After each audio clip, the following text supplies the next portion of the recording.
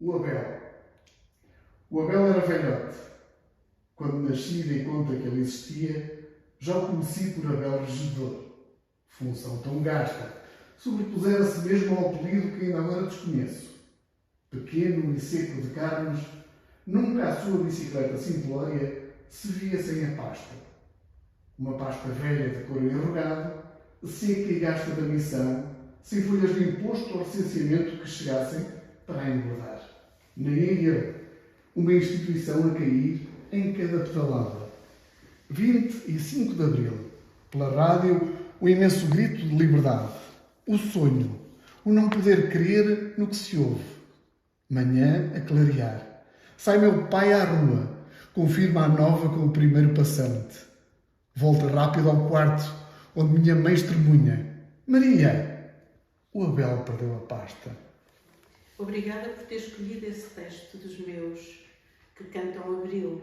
A percepção que eu tive de que quando há uma revolução, uma festa, uma celebração, a celebração é feita pelos que ganham, por aqueles que atingem um determinado objetivo que estava na mente há muito tempo e pela qual efetivamente tinha havido anos e anos de luta até esse dia glorioso, essa manhã clara e limpa, como dizia a Sofia, e de repente eu senti-me tocada pelos perdedores, ou seja, não pelo Abel, mas pelo Sr. Abel, que era como nós lhe chamávamos, não pelo Sr. Abel em particular e enquanto pessoa, mas por aqueles que, para colocarem pão na mesa aos seus filhos, desempenhavam as suas funções com o melhor que podiam e o melhor que sabiam.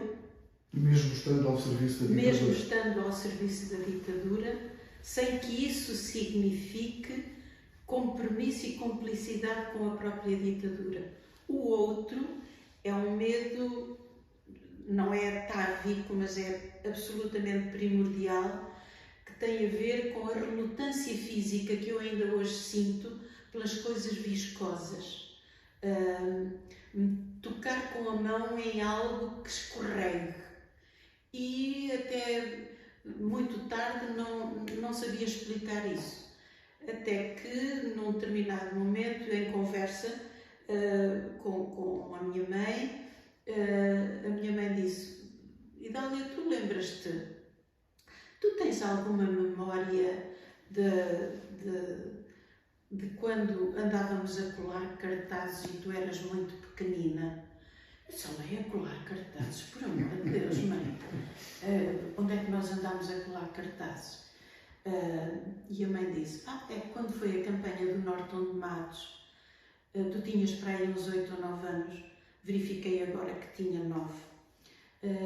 Nós íamos de noite numa furgoneta de caixa aberta, cobertos com um oleado verde, íamos todos lá de baixo e enumerou o meu pai, a minha mãe e 2 ou 3 vizinhos, e levávamos uma lata de tinta com cola e o rolo dos cartazes com a fotografia do Norton de Matos e íamos pela bairrada a colar cartazes. Isso é saboroso. E subitamente, quando a minha mãe conta isto, eu sinto o arrepio, o tremor, e disse: já sei de onde me vem o medo do visco.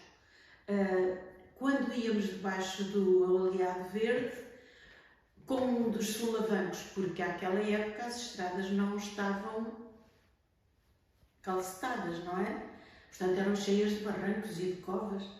A um salto, eu tropecei e um dos braços entrou diretamente dentro do balde da cola para colar cartazes. E quando retirei a mão e me agarrei ao oleado, que tem também uma textura fria e difícil, e era noite, e eu não sabia o que é que estava a acontecer, eu criei realmente essa reação de medo a esse tipo de contacto e de substância. E a culpa foi do Norton de Matos? Não foi do Norton de Matos. Foi um orgulho num outro texto que eu escrevi mais tarde, dizia que os valores que pude aprender na infância são as minhas joias de família e que não uso pulseiras, nem anéis, nem brincos. Sou uma mulher despida de ornamentos porque as minhas joias eu uso-as na boca e são palavras. Eu e o meu marido, José Jorge, éramos professores no Liceu Nacional de Aveiro e tínhamos feito um pacto, exatamente fruto do tipo de formação que tínhamos tido os dois na faculdade em Lisboa.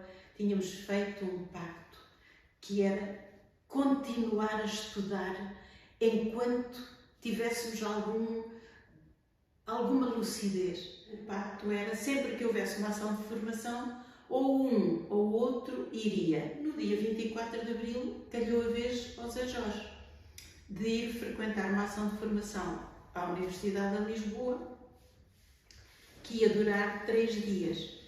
Foi ele e um colega nosso de profissão, o José Valentim, saíram no Carocha, no Volkswagen de Valentim, rumo a Lisboa, às 4 da manhã.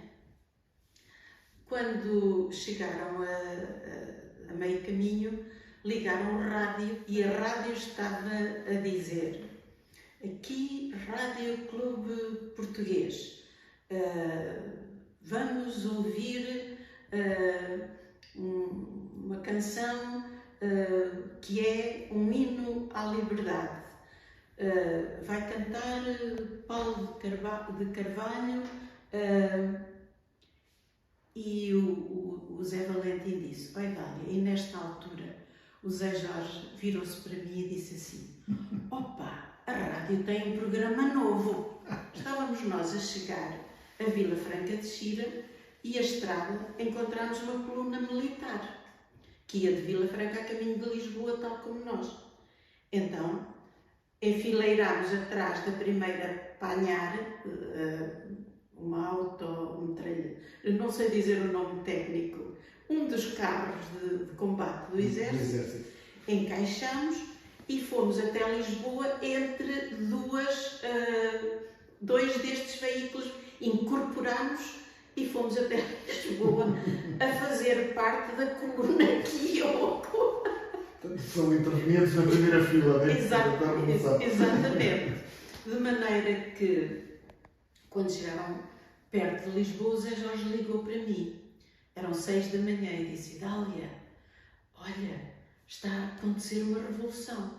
Eu estava deitada a dormir e disse: está agora a acontecer uma revolução, Zé Jorge, por favor, poupa-me, tu estás a brincar comigo? Não, é verdade, vamos aqui na coluna militar e está a acontecer uma revolução. Se eu não regressar, não fiques nada preocupada que nós vamos diretos à faculdade para... E, portanto, soubemos do 25 de Abril, não apenas pelas notícias da rádio, mas pelo facto do Jorge e do Valentim terem incorporado a coluna desde Vila Franca até Lisboa. Eu comecei a escrever pequenos textos no então estilo em voga da short story, que não eram mais do que flash instantâneos sobre o real, de coisas que eram verdadeiramente fascinantes, quer pelo bem que representavam, quer pela consciência que eu tinha de coisas que não estavam bem, por exemplo, relativamente ao papel das mulheres. Esse papel de influencer é porque, a certa altura, quando este grupo de pessoas que tinha lugar reservado no jornal para uma pequeníssima crónica, para um quase apontamento, como eu era professora, a grande discussão ao nível profissional era se a universidade que estava para ser criada teria lugar em Aveiro ou em qualquer outra das hipóteses que estava em aberto. E resolvemos começar a fazer campanha para que fosse em Aveiro, sabendo que Coimbra já tinha universidade, o Porto também tinha universidade e, entretanto, saiu o Census de 1971. E tiveram que usar o número como argumento. Exato, e eu usei o número como argumento e escrevi um texto que se chama universidade para 500.000, que era o número que vinha no tal documento, justificando com alguma argumentação já pré-científica que valia a pena ter um centro onde a investigação fosse um local de emergência de mais conhecimento e, portanto, de atração numa força centrípeta das pessoas da região para a frequentarem. Porquê? Porque, entrando estas pessoas na universidade e reconstruindo os seus saberes, voltariam aos seus lugares num movimento agora centrífugo, espalhando o conhecimento reconstruído, reconfigurado, e isto cabe nas ideias de Abril e daquilo que se esperaria que algum dia viesse a acontecer, como veio. Quando eu anunciei aos meus pais que iria para Lisboa estudar Educação Física, obviamente ninguém sabia, não faziam a menor ideia, mas eu fui, completei o curso e voltei a ensinar para o liceu, onde eu tinha sido aluna desde o 1º até o 7º ano. Quando cheguei, obviamente, uma jovem rapariga, para dar aulas de Educação Física, só podia estar com um fato adequado, umas calças de fato de treino e uma blusa. Que era natural. Quando me apresentei para dar as primeiras aulas, fui discretamente chamada à reitoria. E também discretamente foi-me dito, enfim, que não era hábito as senhoras vestirem calças, que não ficava bem, e não estou a falar de ficar bem no fit, não ficava bem para a moral da época, não é? E, portanto, eu não queria acreditar no que estava a ouvir e anuí. Eu percebi que a liberdade se constrói sobretudo dentro do sistema. É lá dentro que nós temos de afirmar o novo. E portanto, em vez de dizer vão-me embora daqui porque não me deixam... Não, eu disse, com certeza. Fez pedagogia, não foi? Exatamente. E disse, com certeza. Eu não hesitarei em dar as minhas aulas de saia. Mas como o ginásio tem uma longa galeria no primeiro andar, eu convidava amanhã de manhã estar na galeria a assistir à aula. É verdade que eu ia fazer com as minhas alunas um tipo de exercício que colocasse em evidência a absoluta necessidade de usar calças. Mas não foi preciso, porque não aceitou o convite para ir à galeria. Disse, bem, já compreendi. E como todas as regras têm uma exceção, tem exceção para poder usar. E a partir daí foi o que se viu. Eu lembro-me que ali no Travescal, o meu pai e os meus tios, e os vizinhos, quando saíamos, eles combinavam baixinho e quando passavam uns pelos outros, não se cumprimentavam dizendo bom dia, boa tarde ou boa noite. Diziam Norton, que é como quem diz liberdade, oportunidade, hipótese. O trajeto até cá é absolutamente extraordinário. Só quem não se lembra as condições de habitação que nós tínhamos, a alimentação, o analfabetismo, a falta de escolas, Queixarmos-nos hoje do Serviço Nacional de Saúde, todos nós temos razões, mas é um bem que não há nenhuma palavra que descreva o que ele significa em termos de avanço e de entrega à sociedade. As conquistas que foram feitas através da educação, das escolas, da formação profissional, em todas as profissões, nos deu uma consciência cada vez mais diluída, é verdade. e que se perde em cada votação, também é verdade,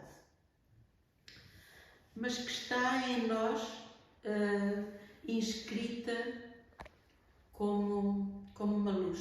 Conhece aquele texto do Jorge de Sena, uma pequena luz, bruxuleante, mínima, mas é uma luz.